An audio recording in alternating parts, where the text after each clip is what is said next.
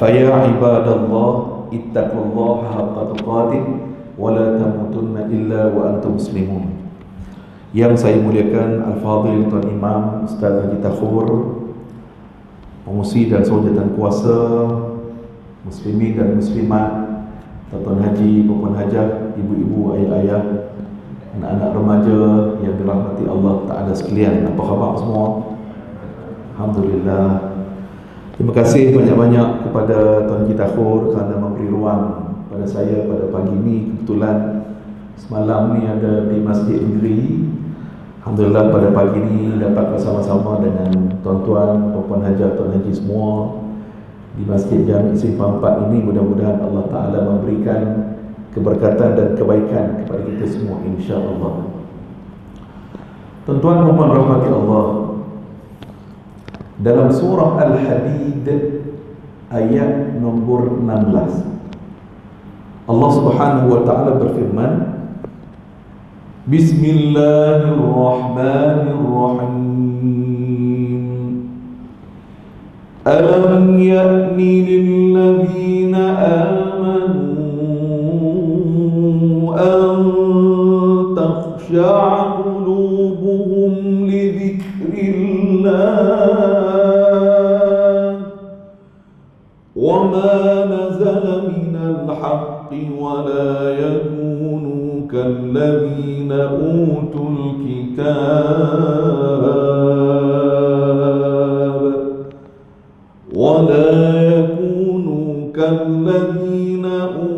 الكتاب من قبل فطال عليهم الأمد فقست قلوبهم وكثير منهم فاسقون. Sadaqallahul Azim. Ayat ini tuan-tuan haji puan hajah, surah Al-Hadid ayat nombor 16, turun kepada sahabat-sahabat Nabi SAW. Pada waktu itu sahabat-sahabat Nabi ini duduk di Madinah sekitar 4 atau 5 tahun selepas hijrah. 4-5 tahun ayat ini turun kepada sahabat-sahabat Nabi SAW. Turun tu bagaimana? Ketika mana sahabat-sahabat Nabi ini duduk tengah sembang-sembang, duduk tengah sembang cerita topik dunia, cerita dunia. Sahabat-sahabat Nabi ini bila cerita sesama mereka ini, adalah sahabat-sahabat Nabi ini yang digelap sikit.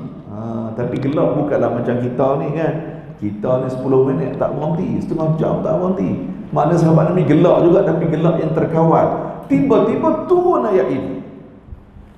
Apa makna ayat ini? Allah Ta'ala bertanya, belum sampai waktukah lagi kepada kalian semua, kepada orang-orang yang beriman, untuk khusyuk mengingati Allah dan mematuhi kebenaran yang telah diwahyukan kepada kamu semua?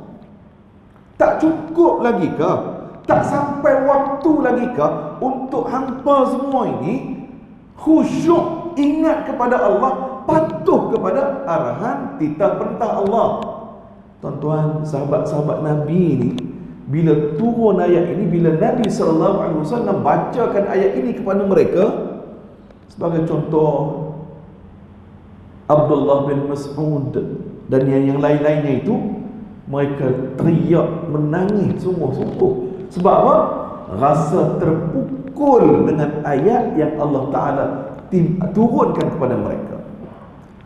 Sebabnya tuan-tuan, ketika di Madinah, khususnya 4-5 tahun pertama tu, sahabat-sahabat kata iman kami ni jadi turun naik.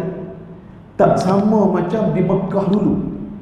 Di Mekah dulu sebelum hijrah, ketika tempoh awal-awal Islam sampailah pertengahan itu, umat Islam ada sekitar 40-50 orang je.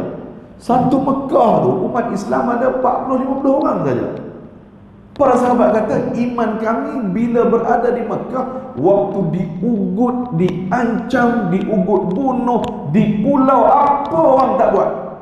Apa musyrikin Mekah tak buat kepada orang Islam yang jumlahnya kecil pada waktu itu? Para sahabat kata, iman kami sentiasa melonjak tinggi. Tapi bila berada di Madinah, kita dah rasa senang sikit, tak macam Mekah dulu. Tiba-tiba ada pasang surut dia, ada saat naik, ada turun saat.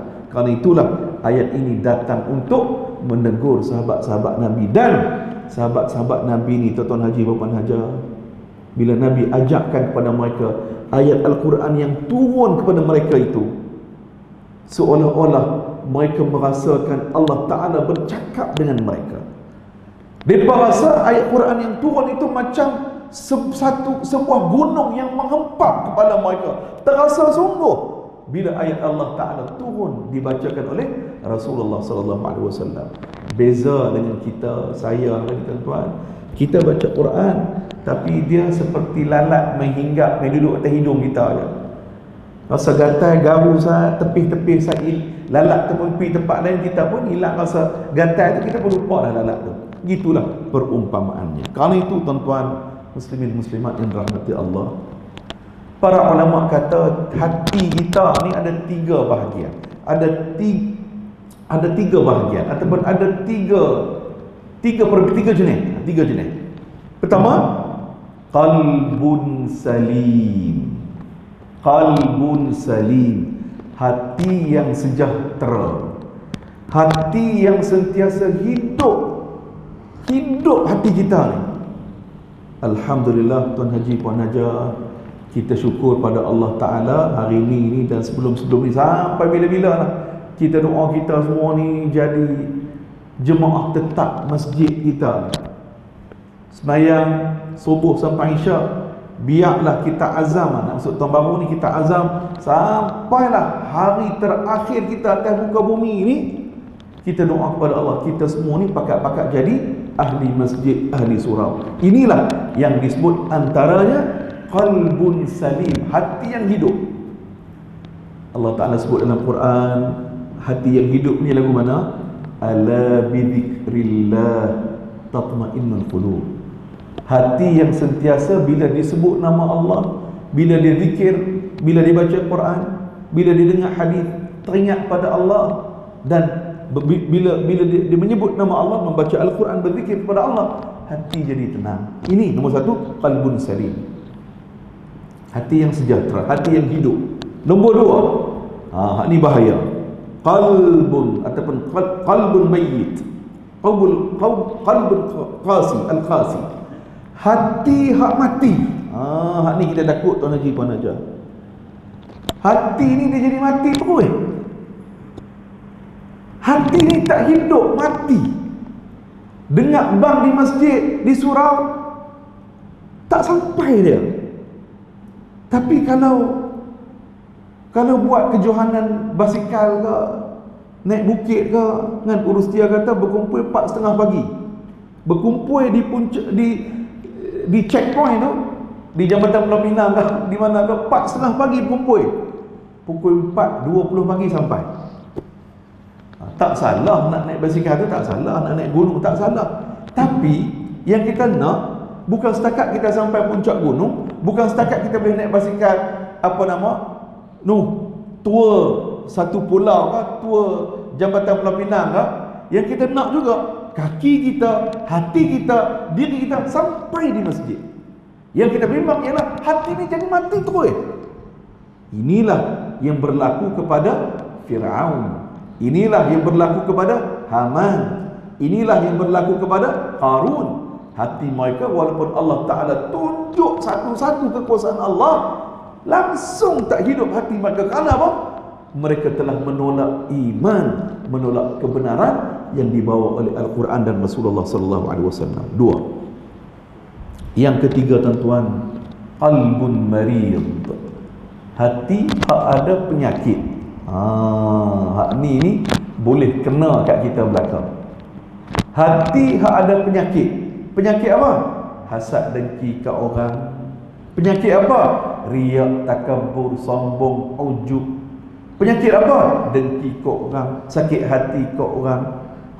Ini yang bahaya juga, iaitulah kita ini hati kita sakit. Kerana itu, tuan-tuan rahmati Allah, ada seorang tokoh yang kita kenal namanya Fudail bin Iyad.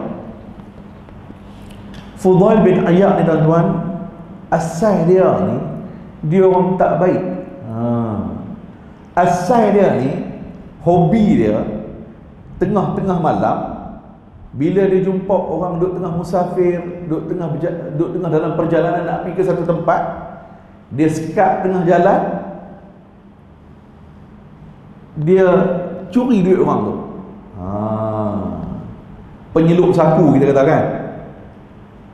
Dia sekat orang tengah jalan, dia rompak duit. Ni Fudail bin Iyad. Tapi tuan-tuan, dalam satu catatan, pada satu hari tu, tiba-tiba bila dia duduk tengah nak panjat satu tembok tinggi ni, nak dinding lah, tembok tu nak panjat, nak pergi jumpa kekasih dia, tiba-tiba dia dengar orang baca ayat yang kita baca tadi, surah Al-Hadid ayat nombor 16. Dia dengar orang baca ayat tu. Ya Allah, tuan-tuan, menjadi asbab hidayah Allah Ta'ala turun, insaf Fudail bin Iyad, dia rasa terpukul. Allah Ta'ala tegur, hang ni sampai bila lagi? Nak tunggu waktu bila lagi untuk hang khusyuk, untuk hang patuh kepada Allah? Nak tunggu bila lagi? Dia terpukul semua, tuan-tuan, dengar ayat itu, berubah diri dia ini jadi apa? Jadi orang saleh, jadi ahli ilmu, rujukan dalam ilmu. Bahkan dia menjadi tokoh yang terkenal. Asbab dia berubah dia dengan ayat nombor 16 surah Al-Hadid. Bila dia tergamang tu tuan-tuan, dia kata cukup-cukuplah aku duk buat panggil bukan-bukan. Dia kata berhenti-berhentilah, kan umur dah masuk 40 dah ni. Begitulah adat katanya. Dan tuan-tuan, on the way dia nak balik rumah dia tu, tiba-tiba terserempak dia dengan ni traveller, musafir yang nak berjalan lah, nak pergi ke satu daerah lain ni. Tiba-tiba dia dengar orang musafir ni sembang sama-sama dia. Dia berkata apa? Pak musafir ni, dia kata, kita jalan esok lah kot, malam-malam ni kut jumpa dengan Fudail bin Iyad, dia kidnap, dia rompak kita, habis duit kita banyak kita bawa malam ni, esok lah kot. Tuan-tuan, lagi dah dia terasa hati, dia kata, ya Allah, selama ni orang duk mengata kat aku ni, selama ni orang duk doa bukan-bukan kat aku ni.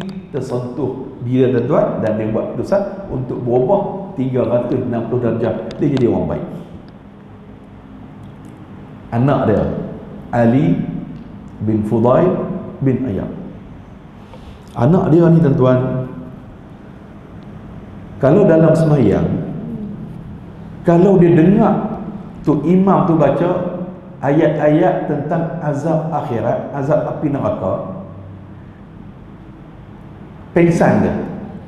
Maknanya punya takut dia kepada azab akhirat. Dan bila dia dengar ayat Quran, dan ayah dia tuan-tuan bila jadi imam, ayah dia akan tengok dulu belakang, Ali ni anak dia ni ada ke tak? Kalau ada, dia takkan baca ayat-ayat tentang azab akhirat, dia takkan baca. Pada satu hari tu tuan-tuan, sebelum dia jadi imam tu, dia pun beralih belakang tengok anak dia. Dia kata, Ali tak ada ni, Ali tak ada ni. Tak perasan, rupa-rupanya Ali ada, dia duduk belakang tiang tu, kan? Tak nampak. Jadi bila ayah ni tengok anak dia tak ada, dia pun nak bacalah ayat-ayat tentang azab akhirat. Tuan-tuan, dalam catatan riwayat itu, ayah dia tadi bila jadi imam, ayah dia baca surah Al-Mu'minun. Surah Al-Mu'minun. Baik tuan-tuan, surah Al-Mu'minun ini apabila sampai ayat nombor 104, 42 dalam Quran ni, 342 sana. Okey, dalam surah Al-Mu'minun sampai ayat 104. Bila sampai ayat nombor 104 tu tuan-tuan, Bismillahirrahmanirrahim. Talfahu wujuhahumun nar wa hum fiha kalihun. Alam takun ayati tutla alaikum fakuntum biha tukadzibun. Qalu rabbana ghalabat alaina shiqwatuna wa kunna qauman dhalin. Tuan-tuan, ayah ni baca ayat-ayat ni lah. Tuan-tuan, cerita ayat 102 surah ini, 103 surah ini, cerita tentang azab api neraka. Ayat 104, talfa'u wujuhahumun nar. Ahli neraka tu kata Allah, mereka akan dibakar dalam neraka sampai wahum fiha kalihun, dibakar, diazab dalam api neraka sampai mereka itu, ahli neraka itu jadi cacat. Jadi cacat ahli neraka tu. Tuan-tuan, sampai ayat 106, Rabbana ghalabat alaina shiqwatuna wa kunna qauman dhalin. Ya Tuhan kami ni atas dunia dulu kami buat kejahatan, kami buat maksiat, kami juga tergolong dalam golongan orang sesat. Sampai ayat 106 ni tuan-tuan, surah Al-Mu'minun, ayah dia jadi imam, pingsan, jatuh pingsan Ali bin Fudail bin Iyad dalam sembahyang. Bukan setakat pingsan tuan-tuan, lepas tu sakit, lepas tu qalu inna lillahi wa inna ilaihi raji'un, sampai mati tuan-tuan. Meninggal dunia dengar ayat Quran. Tuan-tuan, kerana itulah Sayyiduna Umar Al-Khattab sama juga. Bila dia baca surah At-Tur, masuk ayat nombor 7, surah At-Tur ayat nombor 7 tuan-tuan, inna adzab rabbika lawaqi'. Surah At-Tur ayat nombor 7, baca ayat ni, inna adzab rabbika lawaqi'. Sesungguhnya azab api akhir, azab api neraka, azab akhirat itu pasti akan berlaku, betul-betul akan berlaku, tak bohong punya, betul. Tuan-tuan, Sayyidina Umar Al-Khattab sakit berminggu-minggu. Tu dia. Tuan-tuan, kita pergi hospital balik pula, mungkin tuan-tuan ada yang doktor, kerja doktor. Tuan-tuan ada ke terima pesakit? Doktor, hari ni saya demam. Pasal apa? Dengar Haji Tahur baca ayat Quran jadi imam subuh tadi, saya jadi sakit, jadi demam terus. Oh, kalau lagu tu tuan-tuan, memang jemaah Simpang 4 memang hebat lah. Ada, bukan tak ada, ada. Saya tahu nak tengok muka ni, tahu ada. Tuan-tuan, itulah Sayyidina Umar Khattab dan para sahabat yang lain, yang mana mereka ini dididik oleh Rasulullah sallallahu alaihi wasallam.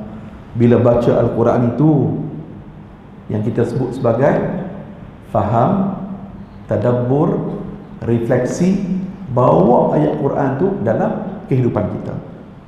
Muslimin dan muslimat, tuan-tuan dan puan yang dirahmati Allah Subhanahu wa taala sekalian.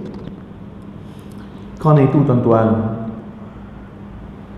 di dalam surah Az-Zumar, Allah Subhanahu wa taala rakamkan dialog ahli neraka pada masa depan, yang mana Allah Ta'ala bagi tahu awal kepada kita, kena rasa bimbang, kena rasa takut, kod yang sebut perkataan itu, kalimah itu ialah kita semua. Na'udzubillah. Contoh tuan-tuan, dalam surah Al-Mulk yang kita baca setiap malam tu kan, idza ulqu fiha sami'u laha syahiqan wa hiya tafur. Idza ulqu fiha sami'u laha syahiqan wa hiya tafur. Maksud dia apa? Apabila ahli-ahli neraka itu dibaling, dihumban, ditolak masuk ke dalam gaung neraka, sebelum sampai di kawah dasar, tempat paling bawah kawah api neraka tu, terdengar suara ahli-ahli neraka dan neraka bermeraung-raung. Ayat yang Allah Ta'ala guna dalam ayat itu ialah syahiqan. Syahiqan, syahiqan, garis bawah tu. Apa makna syahiqan? Syahiqan ni tuan-tuan, makna dia orang yang sedang bernafas tak cukup nafas. Orang yang tercungap-cungap. Macam orang penat, orang lelah tu.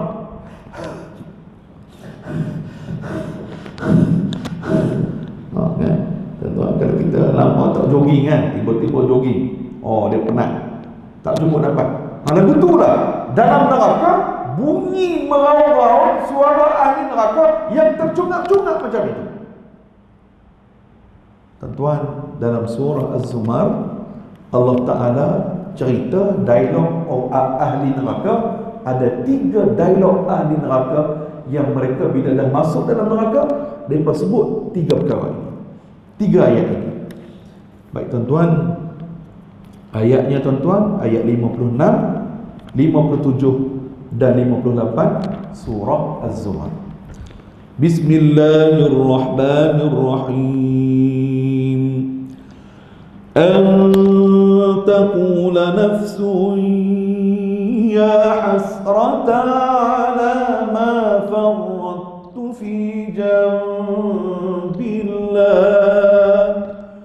wa in kuntu laminas sakhirin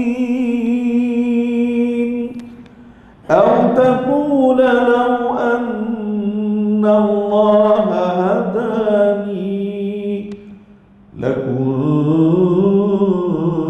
minal muttaqin aw taqula hina taral adhab law anna li karratan fa akuna minal muhsinin. Tuan, dialog nombor 1, ahli neraka ni disebut apa?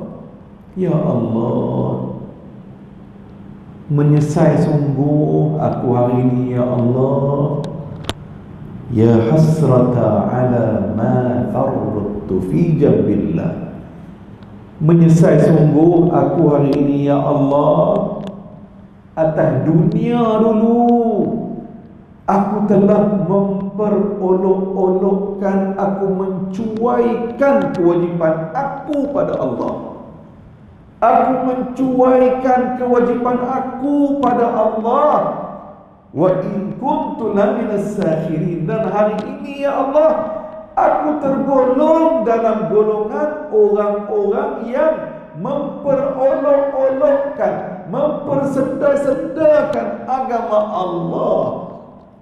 Ini dialog masa depan ahli neraka yang mereka akan sebut nanti tuan-tuan. Ayat ini kita kena peringat, takut-takut hak ni yang kita sebut. Wal'ayadubillah. Karena itu tuan-tuan dan rahmati Allah, kita sebagai ibu bapa tuan-tuan kena jaga ahli keluarga kita betul-betul. Kena tengok isteri kita lagu mana, kena cek bagi elok-elok anak-anak kita lagu mana. Isteri juga kena tengok suami lagu mana, anak-anak lagu mana. Hak ni tuan-tuan kita kena pakat-pakat jaga keluarga kita masing-masing. Tuan-tuan, hari ni anak-anak kita, anak cucu kita, cabaran dia besar sungguh tuan-tuan. Hari ni tuan-tuan, ada berlaku tuan-tuan di Twitter, orang duk jual gambar-gambar bogel, gambar-gambar pornografi diri sendiri. Harga berapa jual? RM40. Ni nak cerita ni tuan-tuan. Kerana tu tuan-tuan, sebelum nak bagi anak-anak kita guna handphone, telefon bimbit, ataupun di rumah kita ada Wi-Fi ke, ada internet, tolong tuan-tuan, tolong cek dulu sebelum nak bagi handphone pada anak-anak kita ni, terutamanya sekolah rendah, sekolah menengah. Cek dulu perlu ke tak. Kalau tak perlu, tak ada keperluan, tolonglah tak payah bagi lagi. Tak payah bagi lagi. Kalau perlu, nak belajar, ada assignment ke, ada apa kan, kerja apa-apa kan, kalau perlu sangat-sangat, bagi dengan peraturan. Bagi dengan disiplin, bagi dengan pantauan. Kena tengok, kena cek. Anak-anak kita ni duk tengok apa dia? Kita tuan-tuan, anak-anak kita duk di balik pulau, duk di simpang ni tuan. Duk dalam bilik, anak-anak tak keluar seminggu, tak keluar bilik seminggu. Kita kata, oh ya anak aku ni alhamdulillah tak berjalan rata dah. Anak aku ni warak dun wabarakun dah ni. Tuan-tuan, relax dulu. Cek dulu. Kena cek dulu. Anak-anak ni dalam bilik tu dia duk tengok apa dia? Anak-anak duk dalam bilik duk tengok apa? Yang kita takut tuan-tuan, bila ada telefon ni tuan-tuan, ada data internet, tuan-tuan, tekan je apa tuan-tuan, tekan je tulis apa, keluar satu-satu semua tu tuan-tuan. Zaman kita dulu Tuan Haji Puan Najah, saya ingat saya sekolah menengah tu tahun 95 sampai 99 di Amasyur lagi. Zaman tu tuan-tuan nak tengok cerita bukan-bukan ni payah sikit lah, sebab zaman tape dulu, tape besar tu kan, di rumah kena ada tape player tu kan. Dan dulu rumah kita bukan semua ada hak tu. Kalau ada pun tape player tu duduk di rumah, di ruang tamu. Jadi mak ayah ada. Jadi nak tengok cerita hak tak jenis-jenis ni, cerita pornografi pun payah, susah, tak boleh kan. Tapi lah ni tuan-tuan, tak perlu pergi sewa di kedai tape, tak ada apa dah. Duduk dalam bilik, senyap-senyap, tekan, keluar sebiji-sebiji. Nak tengok apa? Semua ada. Tuan-tuan, ini cabaran kita pada hari ini. Jadi kalaulah anak-anak kita dalam diri dia ni tak ada polis, tak ada polis dalaman, tak ada internal polis, tak ada, kita bimbang tuan-tuan, anak-anak kita jadi masalah. Jadi tuan-tuan rahmati Allah, karena itu contoh Ustazah Muntazah pun ada sini, orang kuat Jabatan Agama Islam Pulau Pinang dan sahabat-sahabat kita ni lah. Tuan-tuan, antara fokus kita ni ialah di yang disebut bagi remaja-remaja dan anak-anak kecil. Tuan-tuan, kami Ustaz Ustazah ni ada buat satu NGO Tuan Haji. NGO kita ni kita masuk ke dalam penjara. Antaranya Ustaz Roslan Muhammad, Ustaz Ervino Johari, Tuan Haji Ahmad Nur Sulaiman, ada berapa lagi lah. Bila kita masuk penjara, kami dah masuk di Sungai Buloh, di Kajang dan pusat koreksional di Puncak Alam, Selangor tu. Tuan-tuan, bila saya dan teman-teman masuk dalam penjara, tuan-tuan, kita kata, jangan duk buat pasal, duk buat jenayah lah kita ni. Masuk dalam tu tuan-tuan, Allah, saya duk tengok dia punya dinding tu kan, tembok-tembok tu kan, tak boleh ragas, tak boleh nak keluar, nak lari tak boleh tuan-tuan. Jangan buat pasal tuan-tuan. Kami masuk dalam surau tu tuan-tuan, buat ceramah lah, macam ni lah forum. Kita sebut penghuni lah kan, penghuni tu dah lah satu pakaian khas ikut warna tu tuan-tuan. Ialah bila masuk penjara ni, maknanya dia peraturan disiplin. Ada warden penjara di belakang tu, maknanya kena duduk betul-betul. Macam kita kata dulu sekolah menengah, sekolah rendah dulu lah, ada warden kat belakang tu tengok, bukan boleh duduk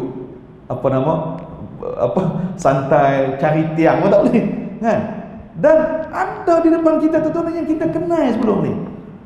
Allahu Akbar, kita dengar lagu-lagu dia kan, kita dengar, tapi itulah takdir Allah. Allah tarbiyah dia duduk dalam penjara tu, mudah-mudahan ya lebih baiklah. Dan kita percayalah penghuni-penghuni di dalam tu mereka lebih baik daripada kita di luar ni. Kita ni tak masuk penjara ya, mungkin polis tak tangkap kita lagi kan, mungkin kesalahan yang kita buat tu terlindung. Kesalahan yang kita buat tu terlindung kan.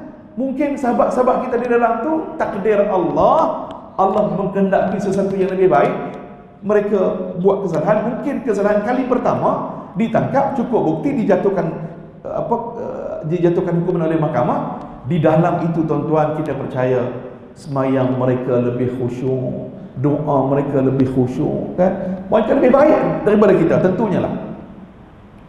Tuan-tuan, nak cerita tuan-tuan, ada satu tempat ni, ada sahabat kami jumpa anak remaja lah, Masuk dalam tu kerana apa? Kesalahan dia pukul mak dia.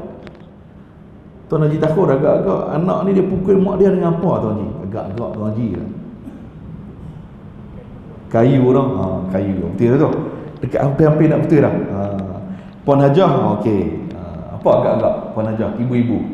Tuan-tuan, anak remaja ni dia pukul mak dia dengan lesung batu. Ni sahabat kami cerita ni. Lesung batu kita duduk tumbuk buat sambil belajar tu kan. Oi, kita kata awak adik buat gitu. Dia kata ustazah, saya duk tengok ayah saya pukul mak saya dengan lesung batu ni juga. Tengok. Bila ayah buat perangai tak ketahuan lagu tu, anak-anak tengok dan anak-anak nampak itu bukan satu kesalahan. Penting tuan-tuan, kita ni jangan lupa ya. Pakat-pakatlah kita tengok anak-anak, isteri, ya, cucu kita ni elok-elok. Baik, itu perkara nombor satu tuan-tuan yang perlu kita semua ambil perhatian. Jadi alhamdulillah masjid kita pun buat banyak program dah mendekati remaja, mendekati kanak-kanak, bagus. Tuan-tuan biarlah anak-anak kecil 3-4 tahun nak main, kita bawa-bawa, tuan-tuan, tak apa. Kan? Dia nak bising, nak teriak, nak berlari biasa, tak apa. Kan? Budak-budak main masjid, main surau dia buat bising, tak apa, tak ada masalah. Hak yang luar biasanya, yang tak normalnya, yang main masjid, yang yang buat bising semua ni mak dengan bapak budak. Tu tak normal lah. Kalau budak-budak kecil tak apa. Biarlah tuan dia main supaya nanti dia masuk sekolah rendah, dia masuk sekolah menengah, dia masuk universiti, dia teringat mak ayah aku dulu ni bawa aku main masjid selalu. Dia teringat bila dia jadi mak ayah nanti dia ada anak-anak, aku kena ikut mak ayah aku buat dulu. Mak ayah aku dulu buat main aku masjid, aku pun kena buat benda yang sama. Begitu tuan-tuan. Jadi tuan-tuan yang dirahmati Allah, itu dialog yang pertama. Menyesal ahli neraka ni, menyesal sebab apa? Sebabnya atas dunia dulu mencuaikan hukum hakam ataupun mencuaikan tanggungjawab kepada Allah. Satu. Yang kedua, au taqula law anna Allah hadani lakuntu minal muttaqin. Ya Allah, kalaulah atas dunia dulu aku ni dapat hidayah, hari ni aku jadi orang bertakwa. Ahli neraka kata, kalaulah atas dunia dulu aku dapat hidayah, hari ni aku jadi orang bertakwa. Tuan-tuan, kerana tu tuan-tuan, dalam hidup kita ni ada dua benda penting. Minta sungguh-sungguh pada Allah. Satu, supaya Allah Ta'ala bagi hidayah. Yang kedua, supaya Allah Ta'ala bagi taufik kepada kita. Apa makna hidayah? Kena tanya Puan Hidayah di belakang. Hidayah ni petunjuk daripada Allah. Petunjuk ni dia main dalam banyak keadaan. Satu dengan ilmu. Satu, Allah Ta'ala hantar kepada kita. Contoh, Allah hantar kepada kita musibah. Allah hantar ujian kepada kita. Itu juga bentuk Allah Ta'ala nak bagi kita ingat, Zarifi, hang ni makin jauh lama dah ni, makin jauh dah ni, mai dekat aku boleh. Allah bagi hidayah. Yang kedua, Allah hantar nikmat pada kita. Allah bagi naik pangkat, Allah Ta'ala bagi rezeki lebih, bisnes kita berjaya, Allah Ta'ala bagi anak-anak kita dapat kerja. Ni musim-musim mungkin nak dapat kerja tu competition besar kan. Dapat, alhamdulillah. Allah Ta'ala bagi anak-anak kita, Masya Allah, semua masuk universiti, berjaya belaka. Tuan, ini antara Allah Ta'ala bagi kepada kita, petunjuk kepada kita. Sedap, Zarifi, kena sedap diri. Ini, aku yang bagi ini, aku bagi pada hang ni. Kerana itu tuan-tuan, dalam ayat Quran, wa aqimus salah li dzikri, Allah Ta'ala sebut, semayang untuk hang ni ingat pada aku. Semayang. Tuan-tuan, para ulama, contohnya Ibnu Kathir dalam tafsir dia, di huraian ayat ni, dia kata ayat ni ada 3 makna. Pertama, manusia, semayang ingat pada aku. Ingat apa? Ingat hang ni dulu aku ciptakan. Kamu ni aku yang ciptakan. Satu. Manusia, semayang ingat pada aku. Ingat apa? Atas dunia ni hang ada tanggungjawab. Hang ada tanggungjawab, hang ada amanah. Hang ada benda yang hang kena buat. Hang sebagai ketua keluarga kena bagi nafkah pada isteri dan anak-anak. Hang sebagai isteri, kamu sebagai isteri, jangan lupa santuni khidmat pada suami dan anak-anak. Sebagai anak-anak ada tanggungjawab pada mak dan ayah. Ada tanggungjawab atas dunia ini. Nombor 3, wa aqimis salata li dzikri. Sembahyang, ingat atas dunia ni hang hidup. Satu hari nanti hang akan mati. Kamu akan bila mati, bila dibangkitkan semula, akan diaudit, diperiksa satu-satu. Allah Ta'ala akan tanya apa yang kamu buat atas dunia ini. Tuan-tuan, nombor 2 penting, iaitulah taufik, bimbingan. Tuan-tuan, hari ini alhamdulillah kita sampai ke masjid kerana Allah Ta'ala bawa kita ke masjid ini. Allah Ta'ala bagi kesedaran dan Allah bimbing kita untuk sampai atau beramal dengan ilmu yang kita ada. Tuan-tuan, penting kita minta kepada Allah supaya Allah terus bagi kepada kita hidayah dan juga taufik. Hadirin yang rahmati Allah, ahli-ahli neraka nanti, waktu dia ditolak oleh malaikat dengan penuh ganas, penuh bengis, ditolak ke dalam api, jatuh ke dalam gaung neraka. Sebelum tolak, tuan-tuan, malaikat tanya, alam ya'tikum nadhir. Atas dunia dulu, tak ada ke orang yang bagi nasihat pada kamu? Tengok tuan-tuan, dalam ayat ni Allah Ta'ala tak sebut alam ya'tikum rasul. Atas dunia dulu tak ada kan Nabi ataupun Rasul yang bagi cerita, yang bagi peringatan kepada kamu? Sebabnya mungkin kalau begitu ayatnya, ni zaman-zaman akhir zaman ini kita kata Nabi tak ada dah, Nabi wafat dah. Maknanya ayat ini tak sampai ke peringatan kepada hampa ni, pada kalian, kepada kamu semua. Maknanya tuan-tuan, setiap hari kita dengar peringatan daripada ramai orang. Kita sebagai suami, tuan-tuan, kita, isteri kita duk peringat kita selalu, kan? Selalu dia duk peringat kita. Kita ambil perhatian ke tidak apa yang isteri nasihat pada kita?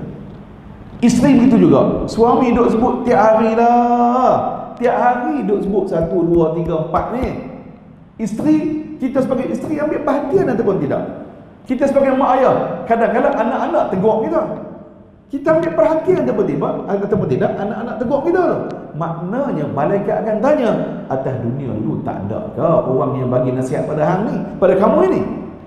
Tuan-tuan, malaikat tanya tu, malaikat bukan nak tahu jawapan pun, tapi malaikat saja tanya nak perli kita. Padan muka, begitulah. Kerana itu tuan-tuan, bila Allah Ta'ala bagi kepada kita hidayah dan taufik, syukurlah kepada Allah dan kita minta doa kepada Allah sampai bila-bila kita macam ni, tuan-tuan. Tuan-tuan, kerana tuan-tuan, kita syukur alhamdulillah kita ni ada sahabat-sahabat masjid kita ni, tuan-tuan.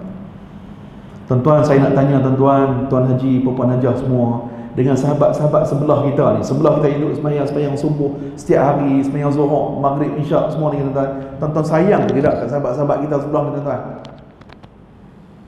Tak jawab ni, malaikat lalu ni. Tuan-tuan sayang ke tidak kat sahabat sebelah ni? Tak jawab ni, tuan-tuan. Sayang lah, alhamdulillah. Kalau sayang, boleh tak 30 saat je saya minta tolong. Boleh tak tuan-tuan beralih sat, tengok muka sahabat-sahabat kita sebelah ni sambil salam sat? Boleh tak? Boleh tak Tuan Haji? Boleh tak? Puan Hajah sama-sama Puan Hajah, Tuan Haji sama Tuan Haji. Siapa tak buat pendek umur. Kan. Salam sat dengan sahabat sebelah, salam sat, tuan-tuan. Salam sat. Nak suruh salam ni. Lepas ni nak suruh buat aktiviti lain ni. Lepas salam, salam alhamdulillah, terima kasih. Boleh tak pegang pipi sahabat kita sebelah? Boleh tak? Ustaz makin pelik dah ni, Ustaz makin pelik dah ni. Tuan-tuan, sambil salam, tuan-tuan, boleh tak kita sebut kat sahabat-sahabat kita, saya sayang awak? Tuan-tuan, pasal apa? Sebabnya tuan-tuan, ni sebelah kita, kiri kanan depan belakang ni, hak ni lah sahabat-sahabat yang kita nak sama-sama duduk dalam syurga nanti, insya-Allah. Tu Haji, dalam syurga nanti tuan-tuan, dalam Al-Quran Allah Ta'ala cerita kita ni duduk sama-sama keluarga kita sembang balik apa yang kita buat atas dunia dulu. Kita sembang, teringat balik, flashback balik, duduk makan durian balik pulau, Kan? Apa lagi? Macam-macam lah, dengar kuliah, sembahyang subuh, sembahyang maghrib, sembahyang isyak. Kan? Kita cerita balik. Kerana tu tuan-tuan, kalau tuan-tuan masuk syurga nanti, tengok-tengok sahabat kita tak ada. Hak sembahyang sekali, hak buka puasa sekali, sembahyang tarawih sekali, hak qiyamul lail sekali. Tolonglah tuan-tuan, mohon, rayu, minta tolong pada Allah supaya Allah bawa kita masuk syurga sama-sama dengan sahabat kita tu, masuk dengan kita sama-sama. Ini tuan-tuan, orang beriman, kita bersahabat bukan setakat atas dunia, bukan setakat kita main masjid, tetapi ikatan ukhuwah Islam itu kita doakan supaya sampailah hari akhirat nanti tuan-tuan. Nombor 3, أو تقول حين ترى العذاب لو أن لي كرة فأكون من المحسنين. Tuan-tuan, Allah Ta'ala sebut waktu ahli-ahli neraka lihat azab api neraka tu depan mata. Ni tuan-tuan, yang kita duk cerita ni, syurga, neraka, nikmat akhirat, nikmat syurga, azab api neraka, azab akhirat tuan-tuan. Benda ni dia masih lagi perkara ghaib. Perkara ghaib yang kita beriman kepada perkara ghaib ini berpandukan kepada dalil Quran dan sunnah Rasulullah, hadis Rasulullah sallallahu alaihi wasallam. Maknanya bab syurga, neraka, azab api neraka, nikmat syurga, benda ni tak boleh dia buat reka, tak boleh buat reka. Dia mesti sumber Quran dan hadis-hadis Rasulullah sallallahu alaihi wasallam. Apabila nampak azab depan mata, itulah yang disebut sebagai apa? Ainul yaqin. Maknanya dah nampak depan mata dah. Apa kata penduduk ataupun ahli-ahli neraka? Dia kata, ya Allah, kalaulah ya Allah aku ni dapat patah balik atas dunia ya Allah, fa akuna minal muhsinin, aku ni nak jadi orang yang buat kebaikan. Tuan-tuan, adakah 3 dialog ini yang mereka sebut akan menyebabkan Allah kasihan belas kepada mereka? Jawapannya tidak sama sekali. Yang mereka duk rayu ni tuan-tuan, kenapa ahli-ahli neraka merayu kepada Allah? Sebab tak tahan sangat dah dengan azab api neraka. Setiap saat, setiap minit, setiap jam, setiap detik diazab oleh api neraka. Hancur dah badan ni, jadi balik. Sampai dibakar, hancur, jadi balik. Tak berhenti-henti. Jadi mereka sebut dialog-dialog ini nak minta tolong kepada malaikat, nak minta tolong pada Allah. Ya Allah, tolonglah bagi MC Sat seminggu, stop Sat lah, azab ni Sat tak tahan ni ya Allah, seminggu cukuplah ya Allah, bagi kami rehat Sat. Seminggu bagi MC ya Allah, sebulan tolong bagi Sat rehat sebulan Sat, lepas tu nak azab lah, sebulan bagi kami rehat Sat, tak tahan sangat dah ni ya Allah. Rayuan itu adakah Allah kesian pada mereka? Jawabnya tidak sama sekali. Akan diteruskan azab Allah itu tak berhenti-henti. Jadi ahli neraka ni sebut minta tolong nak patah balik, kami nak jadi orang beriman, kami nak jadi dapat orang hidayah, kami nak buat apa amal-amal kebaikan. Depa nak minta tolong. Berhenti Sat ya Allah, tak tahan ni ya Allah, malaikat tolong Sat. Allah takkan layan sama sekali. Karena itu tuan-tuan, dalam hadis, idza matal insan inqata amalu illa min thalath. Bila mati seorang anak Adam itu, terputus semua amalan. Inqata, putus. Apa makna tuan-tuan? Maknanya macam ni.